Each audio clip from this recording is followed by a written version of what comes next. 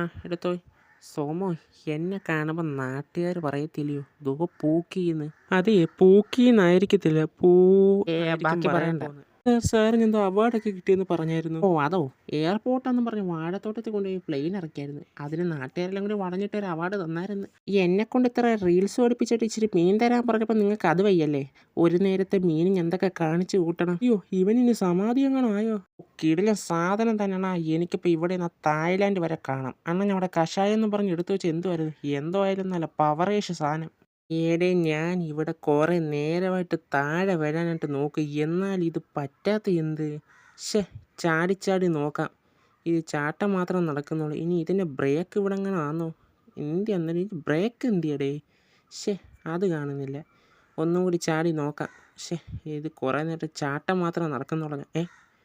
ഓ ഓ, ഇങ്ങനെ ആയിരുന്നല്ലേ? ശ്ശേ, വെറുതെ ആൾക്കാരെല്ലാവരും കണ്ട് നാണക്കേടായല്ലോ. എന്നാലും ഞാൻ ആലോചിക്കുന്നത് ഇതിൻ്റെ ബ്രേക്ക് എന്തിയേ? എന്നാലും ഇത് എവിടെ ആയിരിക്കും? ഇനിയിപ്പം പോയേക്കാം.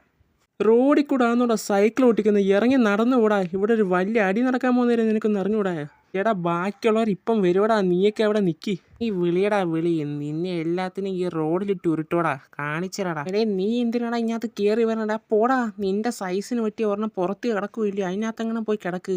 എടാ, ഇതിനകത്ത് നിനക്ക് കയറാൻ പറ്റത്തില്ല, എൻ്റെ കൂടെ വലിച്ചു കയറല്ലേ നീ. യോ, തലയിട്ടാട്ടല്ലെന്ന്. ഇടാ ഇറങ്ങടാ. അയ്യോ, ചരിഞ്ഞു പോണ്. അയ്യോ, കാല് മാറ്റിപ്പിടിയടാ. അണ്ണോ, ഇതെന്തായാലും കൊള്ളാം കേട്ടോ. ആ കൂടെ എടുത്ത് ആർക്കെങ്കിലും കൊടുത്തേക്ക്. ഞാൻ ഇനി ഇതിനകത്തൊരു താമസം മാറ്റാൻ പോവാ. അണ്ണോ, ഇവനെ വിളിച്ചിറക്കിക്കൊണ്ട് പോകണ, ഇല്ലെങ്കിൽ ഇവൻ ഇത് രണ്ടായിട്ട് കീറിക്കളയൂ. അയ്യോ, എനിക്ക് വേറെ കിടക്കാൻ സ്ഥലമൊന്നും ഇല്ലേ. അണ്ണോയ് താൻ്റെ ഇവിടെ ഇവിടെ. ഇതാരാ? വെറുതെ ഇരുന്നുള്ള പ്രേതപ്പടം എല്ലാം കൂടി കണ്ട്.